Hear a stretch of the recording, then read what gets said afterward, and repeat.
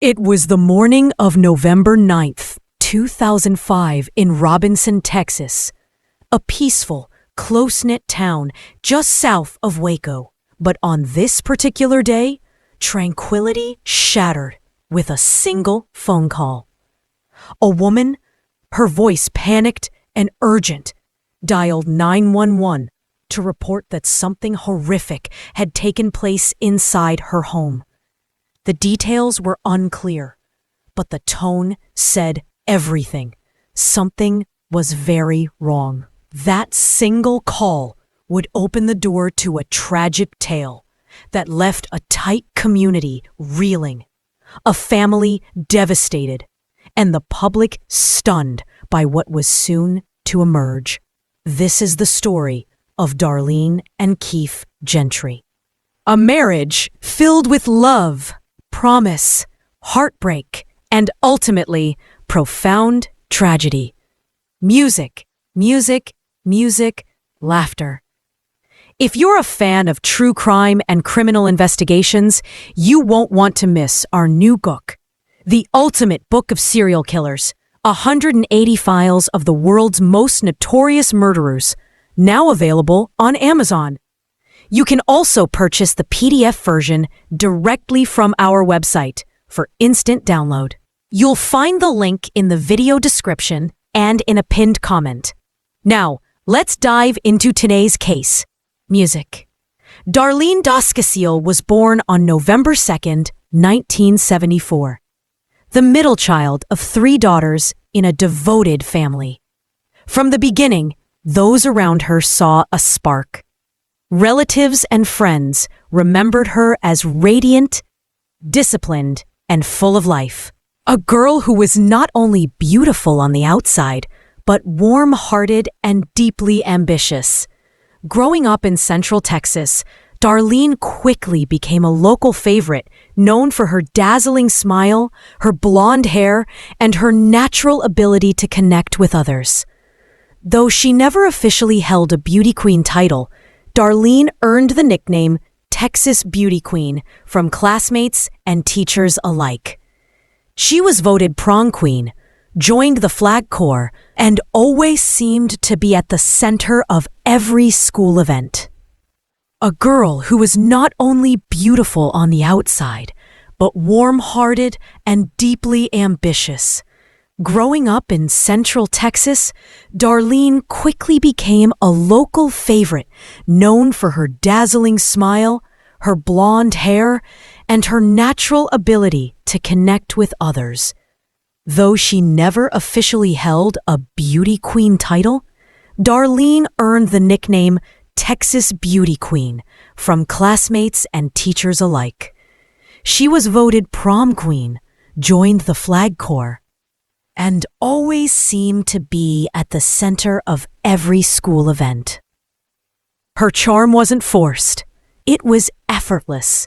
She stood out not just because of her looks, but because of her genuine nature. She made people feel seen, admired by peers, and deeply loved by her family.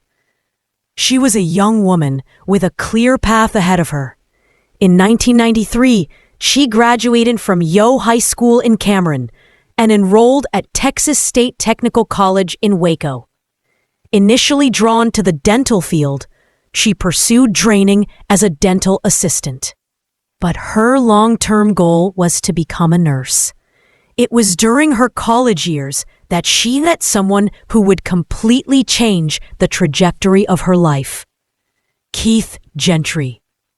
Keith, born on September 2nd, 1974 in Waco, was the son of Weeman and Glenda Gentry.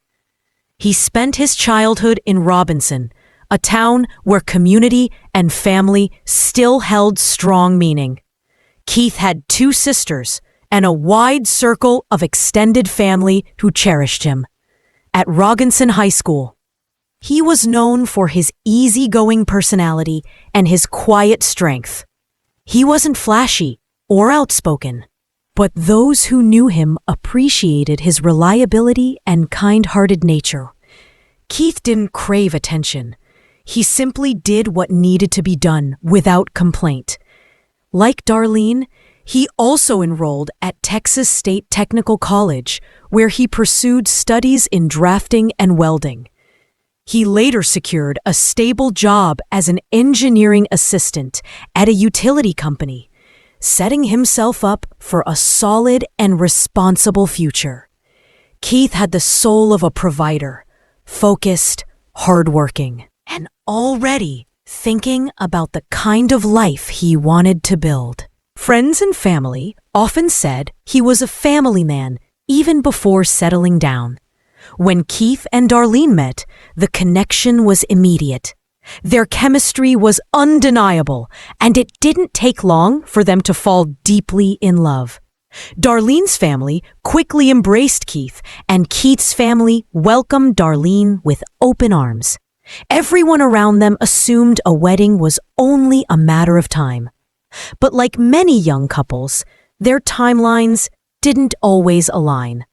By 1997, both had graduated and were preparing to take the next steps in life. Darlene, by then, quietly longed for a proposal. Keith, on the other hand, wasn't quite ready to commit to marriage or even living together. After several honest conversations, they made the painful decision to part ways. Their families were blindsided, and neither Darlene nor Keith handled the separation easily.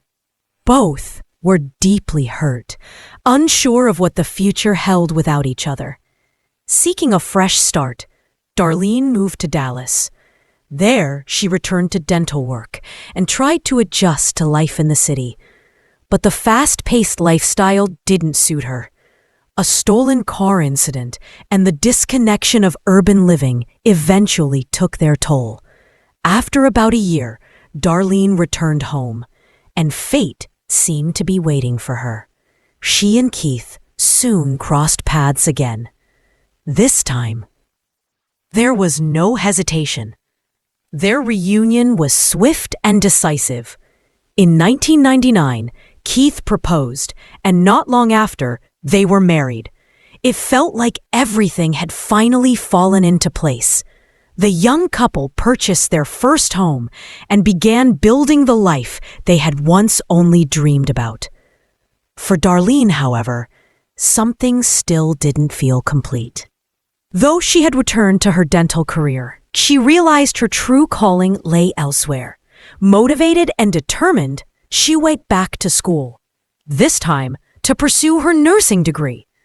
Keith supported her ambitions completely, proud to see his wife working hard toward her goals. They were, by all accounts, a happy couple. They laughed often, shared responsibilities, and embraced their roles as partners in life. By the early 2000s, Keith and Darlene Gentry had settled into what seemed to be an ideal life in the quiet community of Robinson, Texas. Just a short drive from Waco, their home stood in a peaceful suburban neighborhood, coincidentally right next door to Keith's parents. That closeness would prove both comforting and eventually deeply complex. Keith held a steady job as an engineering assistant at the local electric utility company, while Darlene worked as a registered nurse. With two stable incomes, they enjoyed a comfortable lifestyle, not extravagant, but sufficient to raise a family and enjoy occasional luxuries. Family was at the heart of their dreams. In 2001, their first son, Chase, was born. Cody followed in 2004, and by 2005, they welcomed a third son, Cade. The Gentry seemed to transition into parenthood with ease. Supported by both sets of grandparents, they built a life rooted in love, stability, and family traditions. They were the kind of family others looked up to. Attractive, devoted parents. 3 beautiful boys and a well-kept home. But beneath the surface, the reality was far more complicated.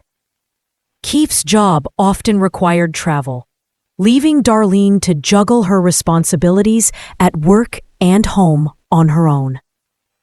She managed the children, maintained the household, and kept up with her duties as a nurse. Their arguments often centered around money. Keith believed she was careless with their finances. He grew resentful as more and more childcare responsibilities fell on him and his parents. Friends and relatives began noticing a change. The once happy couple now seemed tense. There were quiet complaints, subtle emotional distance, and mounting pressure. Still, there was no indication that either Keith or Darlene wanted a divorce. Keith, in particular, seemed determined to hold things together. But everything changed on the morning of November 9th, 2005. At exactly 6:11 a.m., a distressed Darlene called emergency services. Her voice trembled as she described a chilling scene. The back door of their home was wide open, and her husband Keith was lying in bed, covered in blood, barely breathing. She told the dispatcher that some of Keith's guns were missing and described how he was gurgling with pink foam bubbling from his mouth. Darlene claimed she hadn't slept beside Keith that night. Their youngest son, just 18 months old at the time, had been restless. According to her, she had taken the toddler into a separate bedroom where their other two sons were sleeping and stayed there to help them fall asleep. She said she played a movie and remained in the room until 6:00 a.m., when she awoke, discovered the back door open, and found her husband gravely wounded. Paramedics arrived at the Gentry residence shortly thereafter. Keith was still alive, but barely. He had been shot in the head and was completely unresponsive. The pink foam at his mouth, a sign of severe trauma, suggested that he was unlikely to recover. Emergency crews rushed him to Hillrest Baptist Medical Center in Waco, where he was placed on life support. Despite the efforts of medical personnel, Keith Gentry never regained consciousness. 2 days later, on November 11th, 2005, he was pronounced dead. A homicide investigation was now underway. Detectives quickly turned their attention to the only other adult present in the home that night, Darlene. Her version of events became central to the case, and she was brought in for questioning almost immediately. Darlene told police that the evening of November 8th had begun uneventfully. She had gone out for dinner and drinks with friends, returning home around 8:30 p.m. But what she walked into, she said, was not a warm welcome. Keith, according to Darlene, was upset. He had discovered a restaurant receipt, evidence of yet another expenditure he viewed as reckless and irresponsible. Given their financial difficulties, it struck a nerve. The two argued, and Darlene said she left the house in frustration, driving around to cool off. When she returned later that night, she claimed she apologized and tried to move past the disagreement. Keith went to bed in the master bedroom, and Darlene stayed with their 3 sons in one of the other rooms. She insisted this was to help settle their youngest child, who had been fussy that night. She recalled waking briefly around 5:15 a.m. after hearing the dog bark, but thinking little of it, since their dog occasionally barked at nothing. She went back to sleep. Around 6 a.m., she said, she got out of bed, walked through the house, and went to wake Keith for work. When he didn't answer her, she entered the bedroom and found him lying in bed, unresponsive and bleeding. She also claimed to have noticed that the back door was wide open and that their locked gun cabinet had been tampered with, its contents gone. Darlene's version of events painted a chilling scenario. Someone had broken into their home during the night, murdered her husband, and stolen no trace behind. But as the investigation progressed, detectives began to notice troubling inconsistencies that called her entire narrative into question. To begin with, the timing. Darlene stated she hadn't checked on Keith until 6 a.m., but forensic analysis suggested the shooting likely occurred well before that. The trajectory of the bullet, the pooling of blood, and Keith's medical condition pointed to a significantly earlier attack, one that would have been difficult to sleep through. More red flags appeared at the scene, while Darlene had claimed that multiple guns were missing from the cabinet. Investigators discovered several of them stacked neatly just outside the back of the house. This wasn't consistent with the behavior of a typical burglar in a rush. In fact, it looked like someone had carefully placed the weapons there, perhaps to stage a scene.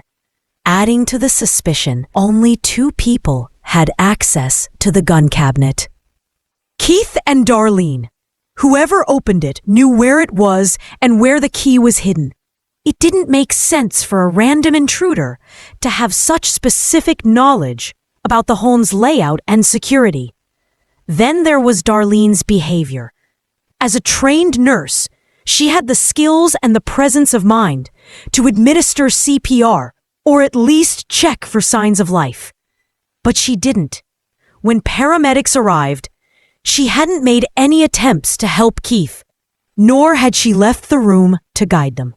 Instead, she stayed locked in with the children, claiming fear for their safety as the reason. Investigators took note of another oddity: the 911 call itself. Rather than the frantic panic one might expect from someone who had just found their spouse shot in bed, Darlene's voice was remarkably composed.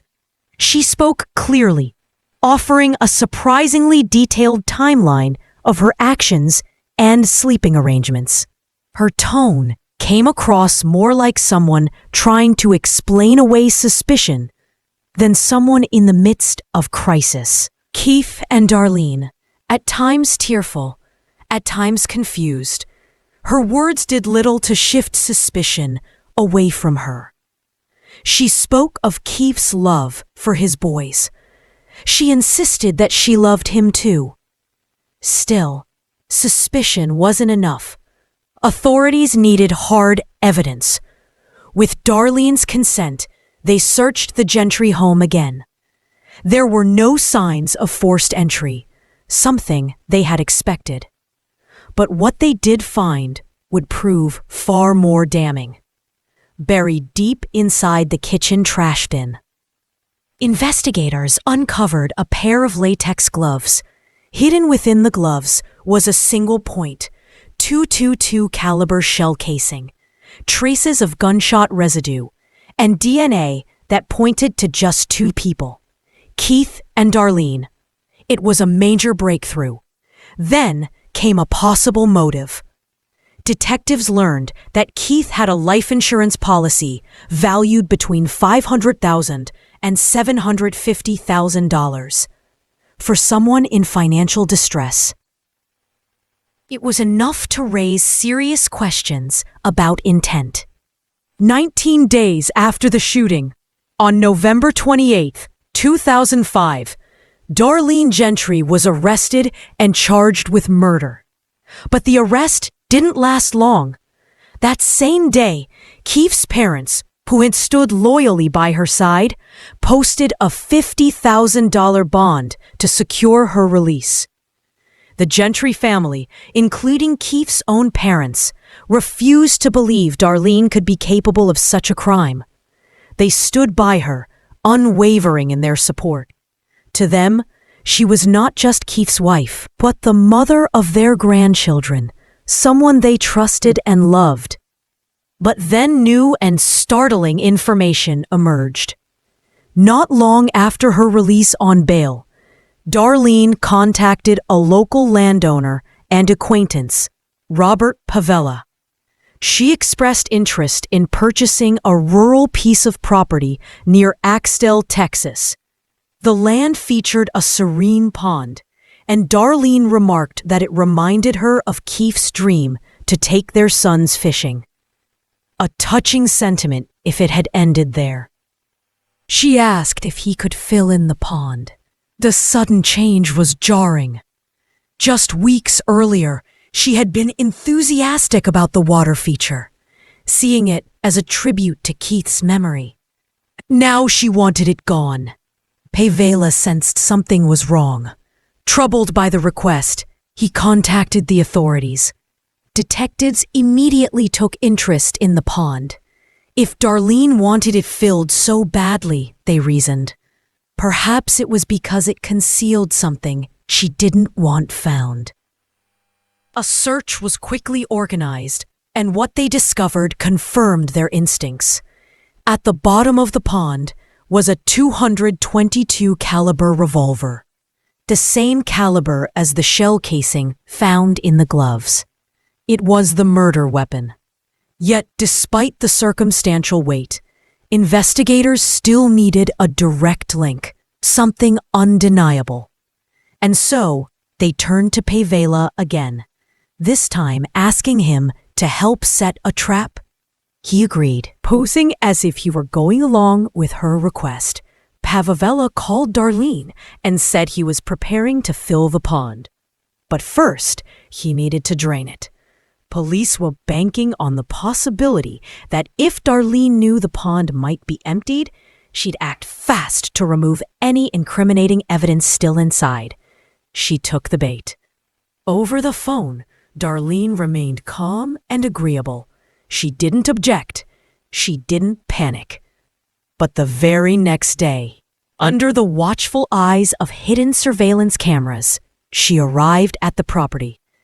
Wearing wading boots and carrying a rod, she stepped into the water and began poking at the pond bed at the very spot where authorities had already retrieved the gun. The entire event was recorded. And with that, detectives had what they needed. In February 2007, Darlene Gentry, she faced a charge of first-degree murder for shooting her husband while he slept in their Robinson home. The prosecution's case centered on the surveillance video. Darlene in the pond, trying to recover the murder weapon days after it had already been seized. It was the moment that shattered her defense. The gloves in the trash, the staged burglary, the conflicting timeline, all of it now pointed to one undeniable conclusion. Her defense team chose not to call any witnesses during the trial's guilt-innocence phase. They relied instead on cross-examinations and procedural arguments, but the evidence was too strong to overcome. On February 8, 2007, the verdict was delivered, guilty of first-degree murder. Darlene Gentry was sentenced to 60 years in prison. The prosecution argued that her motive was both emotional and financial.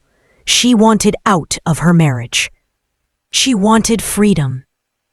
And she wanted the financial security that came with Keefe's life insurance payout. In their final remarks to the jury, prosecutors warned against being swayed by appearances. Darlene is currently serving her sentence at the Dr. Lane Murray Unit in Gatesville, Texas. In November 2017, the Texas Court of Criminal Appeals denied her request for a new trial. Her conviction remains intact. According to official records, she will be eligible for parole in February 2037. If parole is denied, she will serve her full sentence until February 2067. Darlene Gentry has always maintained her innocence, but the consequences of that November morning have reached far beyond her prison cell. In 2010, a judge granted permanent custody of Chase, Cody, and Cade to Keefe's parents. A restraining order was issued, prohibiting Darlene from having any contact with her sons. According to court documents, she hasn't spoken to them since. Keith Gentry was a man defined by quiet strength. A devoted father, a loyal husband, and a hard-working provider. He chose family over ambition, stability over status. He left behind 3 young boys, a grieving family, and a legacy built on integrity and love. Though his life was tragically cut short, those who knew Keith remember him not for how he died, but for how he lived. His memory endures in the hearts of his family, his friends, and especially in the lives of the sons he loved more than anything. Thanks for tuning in to Unreal True Crime. If you're intrigued by mysteries from around the world, check out our new channel, Latin Crimes, where we dive into the gripping true crime stories of Latin America. Don't miss out. Subscribe now for more thrilling investigations.